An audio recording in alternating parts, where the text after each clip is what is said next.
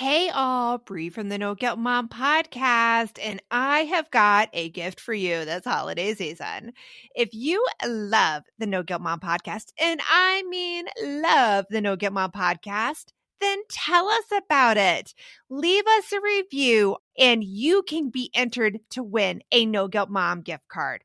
All you have to do is leave a review, take a screenshot, and then simply go to noguiltmom.com/review to enter our giveaway for a free No Guilt Mom gift card, simply for telling us what you think about the podcast. It is amazing. But don't delay. Get right on this, as we're going to be giving away that No Guilt Mom gift card on December 21st. So get right on over and visit noguiltmom.com/review. Welcome to the No Guilt Mom podcast. I'm your host, Joanne Crone, here with the wonderful and amazing Bree Tucker. Why, hello, everybody. How are you? Okay, so I'm super excited about discussing this topic because it's coming up a lot with our balance members and the stress of the holidays. It's not so much dealing with your own immediate family, but the expectations of your extended family. Oh, that can be a lot. And I think it also depends on like how much extended family do you have and where do you have to go? Like I have 15 extended family members just here in town. And to me, that's a lot because I grew up not having extended family nearby. It is a lot. And then balancing in-laws versus your own parents, that's another big thing to go through. I know I can think of one balance member in particular who has a very contentious relationship with her in-laws, and it just brings her so much stress and she feels disrespected. And that's not something that you want in your holidays. No, it's not something you want in your life. You want to feel that there is mutual respect and that you are heard, respected. I already said respect, so sorry, I'm saying that twice. Like respected and also loved and supported. Love. Yeah. So that's why we wanted to record this episode to give you a game plan for how to tackle these issues, because you're not going to tackle them alone. You're going to tackle them with your partner. And for that to happen, certain conversations need to happen before you get into those events. So that's what we're talking about today. Let's get on with the show. You want mom life to be easier. That's our goal too. Our mission is to raise more self-sufficient and independent kids, and we're going to have fun doing it. We're going to help you delegate and step back. Each episode will tackle strategies for positive discipline, making our kids more responsible and making our lives better in the process. Welcome to the No Guilt Mom podcast.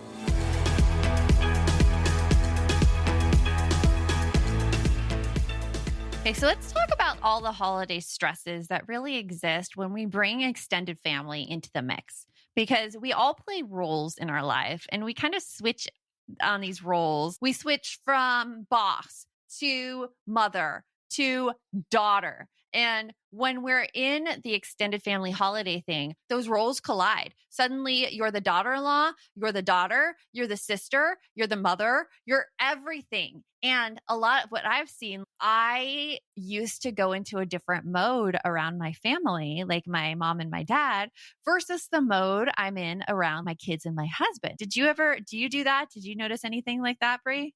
Oh, yeah. And it's funny you bring this up because just recently I forget what conversation I was having with my kids, and my daughter said something to the effect of, Grammy definitely still mothers you, Mom, and you're 45. And am I 45? I don't know. Well, 44. Yeah, 44. We all forget. No one ever asks us anymore our age, so we forget. Yeah. Once you pass 30, I don't think you really keep track that much anymore. But anyway, so like she was like, yeah, Grammy still totally mothers you when you're over there. And I'm like, oh yeah, I know. And you kind of fall into that. And it's funny you said that, because when you first put that point up here on our outline for our episode about discussing the different roles we play, I'm like, what do you mean? And then I'm like, oh yeah, nothing highlights that more than when I get together with my family. The fact that I am the youngest child, I am the youngest sibling, and that I do a lot of times just let go of the mothering aspect of it. I am a part-time mama when I'm around my family because I get treated like the baby. Really? That's my God, yes. At this age, I'm still the baby. I think I just kind of like reserve myself to like, that's what I am. I don't know if I'm ever going to change. Are you okay with that rule? Yes and no. I mean, it's limited responsibility. Who gets asked just to bring a pie to Thanksgiving? Why everybody else cooks like turkeys and sides, and I'm like, with me, they pretty much only turn to Brie are like, okay, what cocktails and desserts are you bringing? Because that's what your forte is. That's Plus, a good forte. I can't screw anything up if that's all I'm bringing. Like, Oh, it's not a big deal if it's only the cocktail that didn't make it. When the turkey doesn't come, it's kind of a big deal. So I don't know. That's a whole nother conversation to have on the therapy couch. well, that's what got us into like a huge fight with me and my sister is because I have been the bossy older sister for as long. And I hate that word bossy, but honestly, the way I was treating her, it was not good. It was like, I know best. And like, what are you doing? And you should really be doing it this way. Nothing I would suggest to ever parent like. That's not how I parent. That's not how I teach.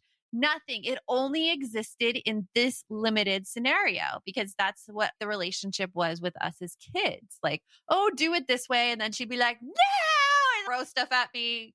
It was deservedly so. But that was still happening as an adult. And that's one of the reasons she got so mad at me and didn't talk to me for 3 months is because she just felt and I say didn't talk to me for 3 months like a shove it under the rug. It was a very stressful experience. That was just last year. I just don't want to talk about it. But during that time, I did realize that dynamic was happening. And I have been very cognizant every time I am around her not to go into that dynamic, to instead treat her like I would my daughter, even. My daughter, I'm very like, oh my gosh, this is amazing what you've done. I'm so proud of you. You've done such a good job. That's kind of the mentality I'm going for with my sister, because that is actually what she wants out of me as an older sister, which I have not given to her. Instead, I've bossed her around and told her what to do. So I will say that like, I don't get a whole lot of bossing. I'll ask, what do you guys want me to do? And yeah. if I have a problem with it, I'll say something, but I do tend to defer to whatever whatever role I'm being. Again, that's where I feel like I'm falling Mhm. into the youngest sibling and the daughter mode of just tell me what you want. And if I can do it, I will do it. Yeah. So, But like that conflict in what she wanted her role to change and I kept treating her like that role, that brought a lot into our holidays. And usually at the end of our holidays, I mean, it wasn't rare for her to storm out of my parents' house, slam the door, and drive off because she was so mad at all of us. We all did that. Me, my mom, and my dad, all of us. And I cop up to that totally. It was happening. It was not in her mind. But that's the sort of things that go on when you bring families together. All of this history comes into the holidays that may be unresolved. And if people aren't aware of it, or if you're not willing to change it'll keep manifesting. It's like Christmas being Groundhog's Day for like every stressful family scenario. it's insanity Christmas or insanity holidays because you're not changing anything, but you're expecting the results to change. So you're doing the same thing over and over again, expecting different results, and that's just not going to happen. There are things, and that's why we're here to tell you there are things you can do. There are things that can happen. I mean, with that holiday stress too, there also is all of these things on your plate. And so, highly recommend if you haven't listened to Tuesday's episode yet, the episode right before this, if you're listening later, go listen to that because we talk about the overcommitment in the holidays. So, this is just the second piece of it, the relationship issues during the holidays. Yeah, like that last one, we told you how to figure out how to get some of that mental load off. Now we're going to tell you how to handle the extended family part of it and all that brings. Yes. Now, going into those roles, it's not just your role, it's your partner's role as well. Yep. Because your partner may be in a role where they just let their mom tell them exactly what to do and they let their mom be in everything of their lives and control it. And this is not my scenario whatsoever. I'm using someone else's scenario like that because when you have that, when you have a partner who does not say no to their parents, that produces a lot of stress as well because you even have less control over that than you do over your own family. Oh, yeah. Yeah. Because it's that whole, what do I say? Where do I go? And it does also, I think, comes back to that whole, now it's not only me not feeling respected by the person that is possibly diminishing my role. Now I'm feeling like my partner doesn't support me and they want me to just go along with something that hurts me. It's like you said in the last episode, stop right there. That really hurts. But you're Yeah. standing there by yourself against what feels like an army of people and you're by yourself. So that's hard. Yeah, and you cannot go against your in-laws by yourself. You cannot be expected to go against your in-laws by yourself. When our partners have trouble with boundaries against their own family, it does affect you, and that's even greater, like a greater push to get on that same page and to really come at it as a united front, because some boundaries could look like, I mean, you might hear this from your spouse or your partner that, "Oh, that's just the way she is." And it's kind of brushed to the side, your feelings. That's just the way she is. She'll never change. It's going to be much easier just to say yes to her. You mean like the comedic racist grandma in every movie? Ugh, that's just the way they are. Just say yes and go along when this person's behavior is causing so much stress for everybody else around them. I mean, Yeah. that's a signal that your partner has a trouble with boundaries and their parents. And how that's fixed, well, we're going to get into it right after this break. Hey, Aubrey here, and I wanted to share one of my favorite gifts to give during the holiday season, a Storyworth book. It is the most amazing gift ever. Storyworth is an online service that lets you create a special and unique gift of someone's story. I've given Storyworth books to both of my parents, and it has been their favorite gift, hands down. And did I mention it is so easy? Storyworth emailed my parents questions every week that I handpicked from their massive list of questions that they have. All my parents had to do was open their email and answer them. That easy. I asked my dad questions like, did you have any rules that you set for yourself as a parent, which you immediately broke? And he did. I even asked both of my parents, are you more like your mom or your dad? And they shared a lot of really amazing qualities that I didn't know about my grandparents at the time. Then at the end of the year, Storyworth compiles all of their answers, puts them into this gorgeous book that covers everything. My parents love showing us their books, and I personally love getting a chance to read them. With Storyworth, I am giving those I love a thoughtful and personal gift from the heart that preserves their memories and stories for years to come. Go to storyworth.com/NGM and save $10 on your first purchase. That's storyworth.com/NGM to save $10 on your first purchase. This message is sponsored by Greenlight. It is so hard to raise kids who know how to manage money. Bree, right now, my kids are all about earning money for presents. My daughter wants to get presents for all of her friends, and my son is doing a Secret Santa with his friends. Oh, I hear you. And if you're looking to raise kids that are financially responsible, we have got a lifesaver recommendation for you that you need to check out. It is Greenlight. Greenlight is a debit card and money app made for families that gives kids and teens an easy and fun way to gain financial literacy, all while giving parents peace of mind. You can send instant money transfers, automate allowance, and even keep an eye on kids' spending with real-time notifications. Meanwhile, your kids can begin their journey towards financial autonomy by learning how to save, invest, and spend wisely. So sign up for Greenlight today and get your first month free when you go to greenlight.com/NGM. That's greenlight.com/NGM to try Greenlight for free. Greenlight.com/NGM. So getting your partner on the same page when it comes to extended family is pretty difficult. We just had in our balance community last week, I do this Joe with Joe where every morning I'm there to give inspiration and I bring other members on to talk. And we were talking with one of our members, Donna, who over the past few years has really improve the relationship between herself and her husband based on what she's learning in balance. She has learned how to get his feelings on a situation and get the talking and the conversation to be more two-way. So not only does she feel comfortable being vulnerable with him, but he's feeling more comfortable being vulnerable with her. And so it all contributes to this whole, it's called Pool of Meaning, which is from a book called Crucial Conversations, where we don't know how to handle a conversation or a situation unless all of the meaning is put into the pool. So like when one partner isn't giving their opinions on whether it be the holidays, whether it be extended family members, any of that, they're withholding from the pool of meaning, and you can't adequately solve a problem when that's happening. It sounds like it's like the kind of situation where it's like one person is making all the decisions for everybody Mm-hmm. and it's all being kept up in your head, which is the scary part. Because I think a lot of times when we're the only one that has everything in our head, there is no way anybody can help us at all. There isn't. There isn't. And you see so much of this on social media or like from certain like friends too, where complaining about their partners and saying how they have to manage their partner's moods because if they don't manage their partner's moods, then it's going to be worse for them in the long run because their partners are going to be grumpy. Been there. Yeah, exactly. So if that conversation is happening in your head, it means that your partner's not contributing to the pool of meaning, whereas their needs are somehow not getting met and it's not your fault. It is because they are not sharing them. And I think that is a huge, huge thing to get at.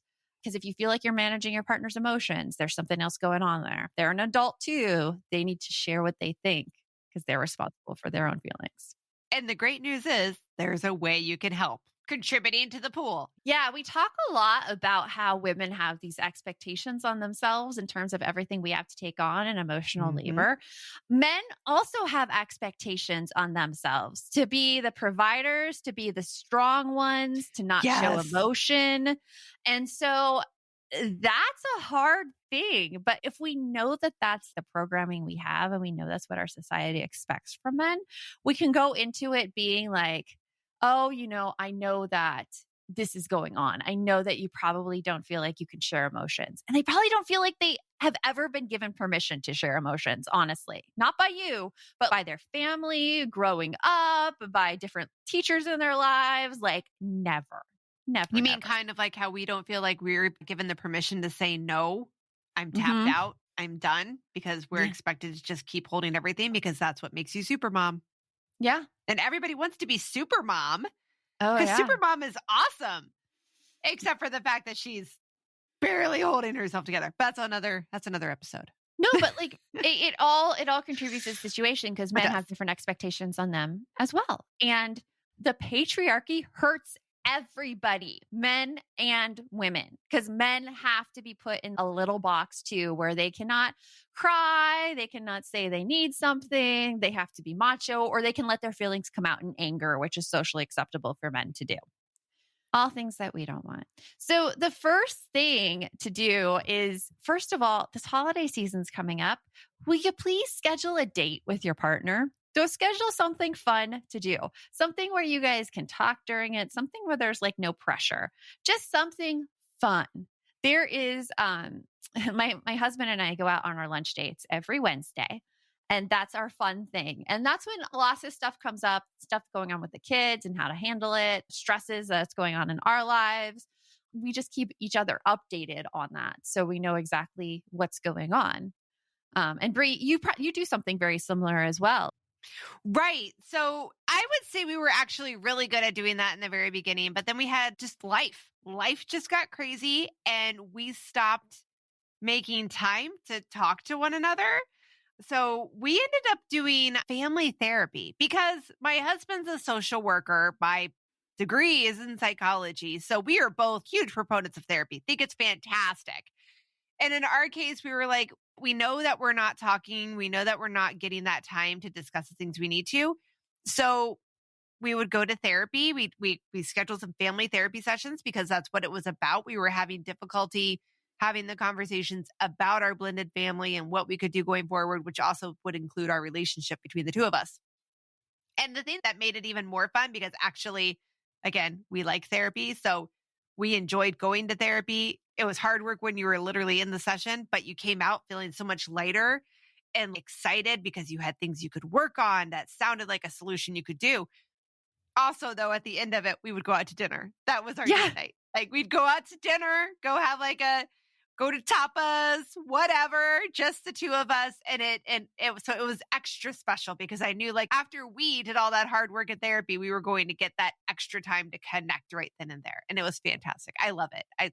We're not doing that at the moment, but when we need it, it's there and I love it. Yeah. And it's important too, just to get like everything out on the table, Mhm. be it a restaurant table. That's okay. Yeah, and I think a point too, like, because you had brought up about that earlier in a side conversation, that therapy is a great thing. Not everybody's excited about therapy because they don't have a degree in psychology. I mean, obviously, someone that's going to be Or really fun for them. they haven't been through it before and they don't know how amazing it could be. Right. It's very helpful, especially when you don't know your starting point. You're like, I don't even know how to start this conversation. We don't know how to even start the conversation. Therapy is a great way. There's people that get paid to do that. Yeah, it is. It is a great thing, a great thing. One little thing that you could do on your own just to start talking about having those conversations with your partner, be really upfront. Be like, hey, I miss talking to you. I really want to know what's going on. How are you doing? And just be there to listen. And one of my best things, because something that one of my friends reminds me of, because she has a problem with this, is she's like, you have 2 ears and 1 mouth. Use it appropriately. Should be listening twice as much. Yes. So when you're listening to someone else, it's not like, oh, yeah, this for me too. Oh, yeah, this for me too. And like changing the conversation directly back on you, because I tend to do that. I do. And I'm very aware of it. So when my husband's talking with me, I'm like, oh, yeah, that sounds like, and I try to summarize the conversation, but think of it like a headline in a newspaper is somebody's talking to you about everything. And so what would the headline be? So in this conversation right now, like I just told you about going on a date with your partner. Bree told you about therapy. So like the headline would be, so what I'm hearing is that I need to go on a date with my partner and therapy is a really good thing. And you're just kind of summarizing it. Now, that's not the most enticing headline in the world in terms of like copy editing, but it doesn't need to be. It just needs to show the conversation. So those are 2 things you can do going into this holiday season. I'm going to say it again. Go on a date. Schedule it right now. Schedule it for this weekend. Go and just relax without the children, because that's when things are going to come out. And that's when you can discuss all of this holiday stuff that's on the horizon. And we're really going to get into those family dynamics to talk about in your conversation right after this. My son is playing a game right now on his computer where he's a thief and the cops are after him. So I'm so excited about this new app, Give As We Grow, where instead of being the quote unquote bad guys, kids are practicing giving back. That is so cool, Joanne. I really wish that there was something like this when my kids were younger that got them excited about giving back to others and helped them build a better understanding of what it really means to volunteer. Give As We Grow is the first of its kind free educational mobile app for children ages 8 to 11 that teaches kids via fun, service-focused minigame quests to tap into their unique talents and interests to help others. And did you know that studies show that there is a biological connection between generosity and happiness, and that volunteering improves people's physical and mental health? I mean, kids who volunteer typically do better in school and are less likely to engage in risky behaviors. And that is something that I think we all want for our kids. Ready to spark a new movement in generosity? Find and download Give As We Grow for free in the App Store for Android and iOS. And for resources for the whole family, visit giveaswegrow.org.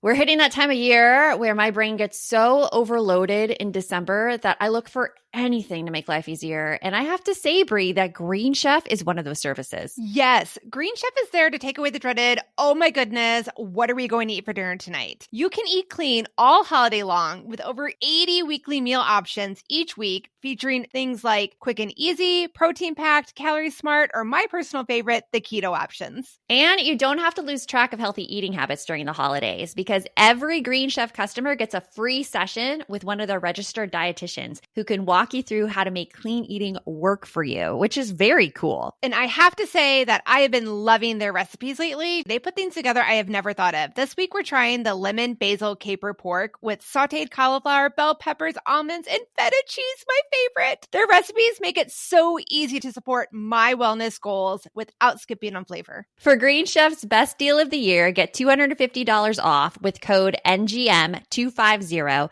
at greenchef.com/NGM250. That's greenchef.com/NGM250 NGM250. And don't forget to use that code NGM250 to get $250 off. Green Chef, the #1 meal kit for eating well.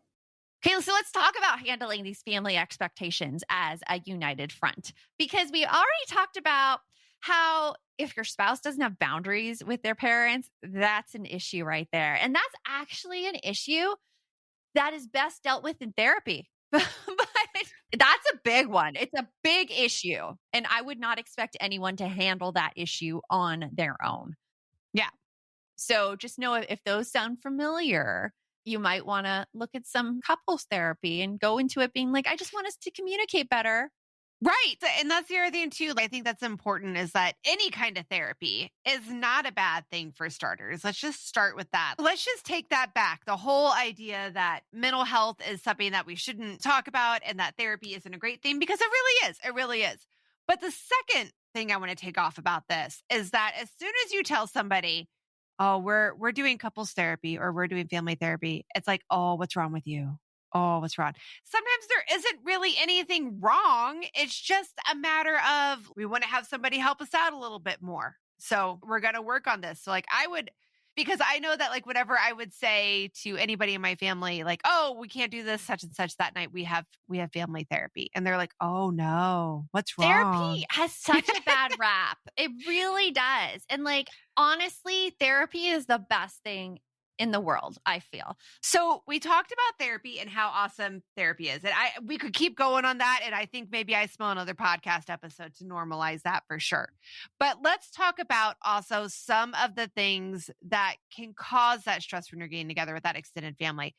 What about all those expectations and the pressures that you're dealing with that perhaps you're feeling, but you haven't really identified, right? Yeah. Before we did this episode, we were briefly writing down what are some of the things that you deal with that are those expectations when you're doing this extended family get together.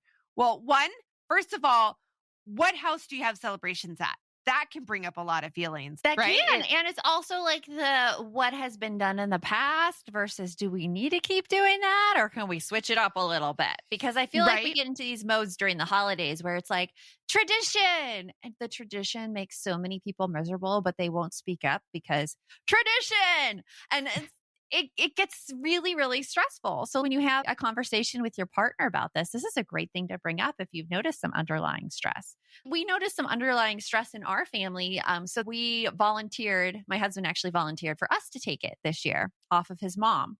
And there was a little confusion about it, but we're taking it on. And we were discussing with my brother and sister-in-law who loved having it at our place because my mother-in-law is kind of far out. It's a 30, 40, 45-minute drive. And they're like, yes, we can go there and then we can get our kids to bed at a certain time. Sounds great.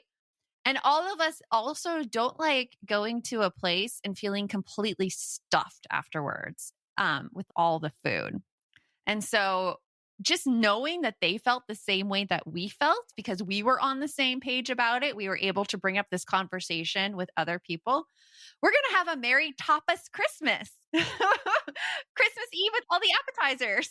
You were talking about that last night when we got together to celebrate your birthday. And I was like, that's what we've started because it's the same in our household. My parents were very big on the whole, let's have a big formal dinner. And we did it when the kids were littler. And let's just be honest, they didn't take up as much room because they were 4 and 5. You could cram 6 of them on one side of a table. But now that we're all adults, not only is it hard to have enough food to feed that many adults, because that's a lot more food, but it also put a lot of stress on my parents and everything. And so the last couple of years, my sisters and I have been doing that same thing. We didn't call it tapas. We just called it appetizer meal. We're like, we'll just all bring appetizers, Mom. Don't worry about it. We always bring appetizers. We'll all just have paper plates, fill it when we want to. And it's just very chill. That way, when I want to sit and talk to you, I can sit and talk to you. I don't have to go sit at the table and then you're at the other end and I can't hear you and we're yelling over everything. And just, yeah. Or when you see that the person who's always hosting is just completely stressed out and you don't get to enjoy time with them at all. Because they're trying to deal with everything. Yeah. They're trying to deal with everything. And as a side note, when I told my mom about the Merry Tapas Christmas Eve, she was like, what? And I'm like, tapas, appetizers. And she's like, oh my gosh, I thought you said topless. I'm like, no, Mom. Mom, we need to have some conversations about what your thoughts are about what I do in my spare time. No, Mom, you just have to bring an appetizer and wear a shirt. It's going to be good. It was funny though. It was super cute. I love it. So that brings up some more of those expectations. So like not only what house are we doing our celebrations at, but are we bringing food? And if we are, what kind of food do we have to bring? Are we buying gifts, and who are we buying gifts for, and how many do we have to have? And is there a limit, and all of that? Plus, you also hit a great one too. That was always an issue in my household when my kids were younger. It's not so much now that they're teens, but when they were younger, it was also a matter of time scheduling. And you said the same thing when we were littler. Well, first of all, my whole family, they all love this one particular part of the East Valley here in Phoenix, and they all live within a mile of each other. And I was always the bad child because I lived like 25 minutes away. So when we were planning parties and get-togethers and stuff, like for them, it was no big deal to hop in the car and drive for at most 5 minutes to get their kids home and in bed. Me, I had a half-hour trek to get them home and then unload the car with all the stuff and everything. So the time scheduling is another expectation you might be juggling of like, do we have to work around naps? Do we have to work around work schedules? What do we need to be done by a certain time so we can go to a service, or maybe like to get our kids home and in bed? That's a lot of stuff. That's a lot of stress to be taking on. And it's a lot of stress to be taking on by yourself. Uh-huh. So it's great things to talk with your partner about, seeing what you can totally delegate to them and what you can step back from. And again, go back and watch the episode, like listen to the episode we did before this one, because we talk about how boundaries, you want to like say what you're not going to do, and then you end up doing it anyway. So make sure you go listen to that with this conversation. Stand strong, Mom. Stand strong. Stand strong. And that's something you're going to need to be aware of, that it's a totally normal thing to want to do. Right. And you want to have this conversation. And the last bit of advice I'm going to throw out on this one is you want to have this conversation before the event. When you're already there, that is not the time to start discussing what you should have done differently. Yeah, no. That doesn't help at that moment. And another little warning out there is I know the type of person you are, and you want to get this perfect. You want to get this conversation with your partner perfect. We listed too many things here for an initial conversation. So what I want you to do is like, it's a win if you bring up one of these things and decide how you're going to handle one of these things. So focus on that. Don't focus on doing it all. Just one of these things will make your holidays a bit better, less stressful, and be on the same page when it comes to family expectations and dynamics. And we could go into a whole thing about more family expectations and dynamics, because that's a big subject. Oh, yeah. Yeah. So remember, the best mom is a happy mom. Take care of you, and we will talk to you later. Thanks for stopping by.